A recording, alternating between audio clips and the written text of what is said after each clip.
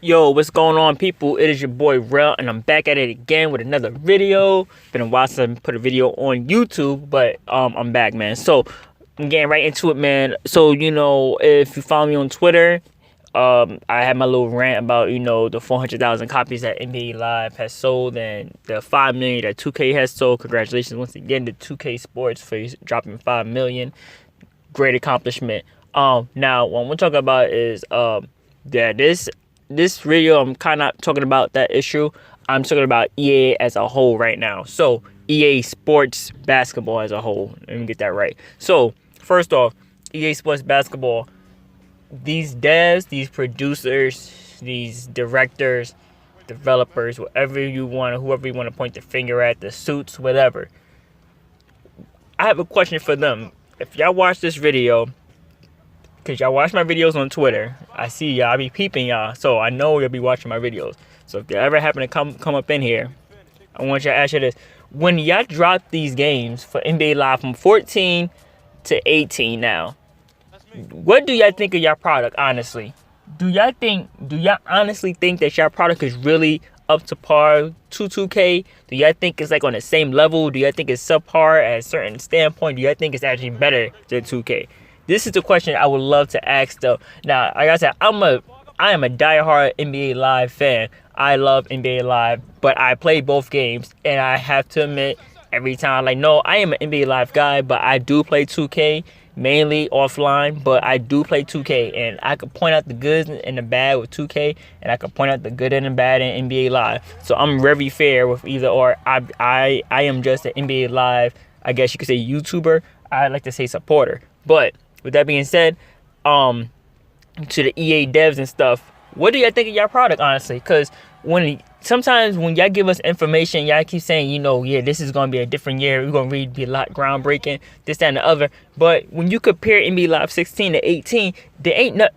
With the main thing with NBA Live 16 and 18 that's really the same, which should have been the same, is the PvP mode, which is live run. Your live run should not have been the same thing from Live 16 to Live 18 when you had a year and a half to change it.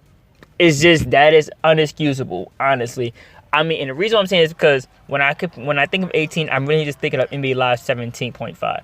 But then when I think of that, I'm like, if NBA Live 17 would have came out, are y'all telling me y'all would have kept just live run at 21? Y'all wasn't going to try to put a custom live where you're at least able to at least adjust the points higher? If you wasn't gonna put in a pro am for 4 quarters, you could at least, like, all right, we gonna leave it, without no rules or anything like that. But we're gonna have custom lives where at least you could adjust the, the scores from 21 to up to 100 at the most. I would have dealt with that. I would have been like, okay, at least it's some type of progression. But in live run, there isn't no progression at all. Just literally the same thing. It's Live 16, Live 18, Live Run is exactly the same thing. It has the same concept. You just had to get to 21. Nothing else is different. When the game first came out, I was skeptical. I was like, okay, I'm a little upset that ain't no quarters right now, but maybe they might just do an update and it's gonna just bring in 4 quarters or something. At the very least, you're gonna give us custom lobbies, able to do custom lobbies and able to adjust the scores to 32 or whatever you wanted to bring it up to.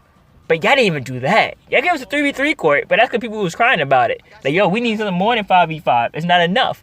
We need something else. Like, the lobby issues was bad. So it's like, we can't always get a 5. We play with computers most of the time, it seemed like. You got like maybe 3 people on one side, 2 people on the other side, they get a computer. So we needed a 3v3 mode, at least where majority of the time you're gonna get 6 people in the lobby. We just kind of know that. Worst case scenario, you get 5.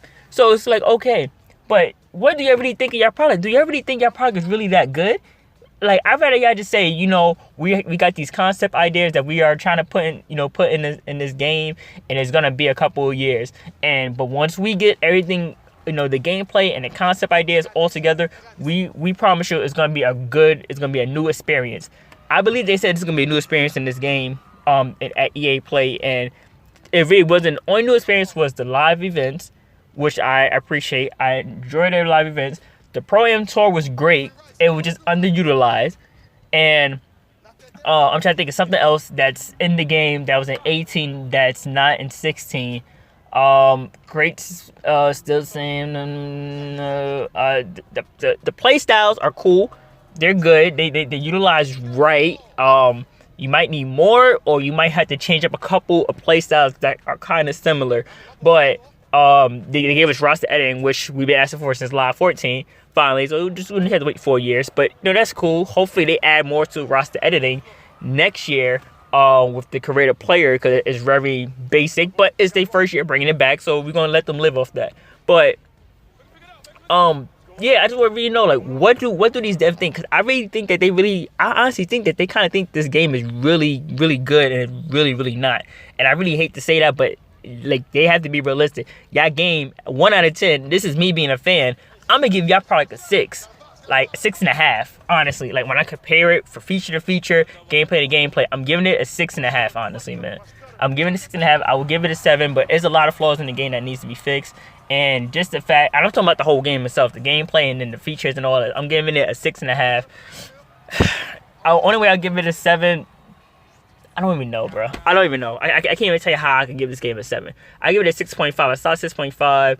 A 7 at being gracious, man. There's a lot of things that's wrong with this game, and I really think, I appreciate the devs. I appreciate everything that they do, but they have to do better. They have to do better. There's no other way I can really say it, because if they just keep on going around they are, Live will be, it won't be a game no more. It won't.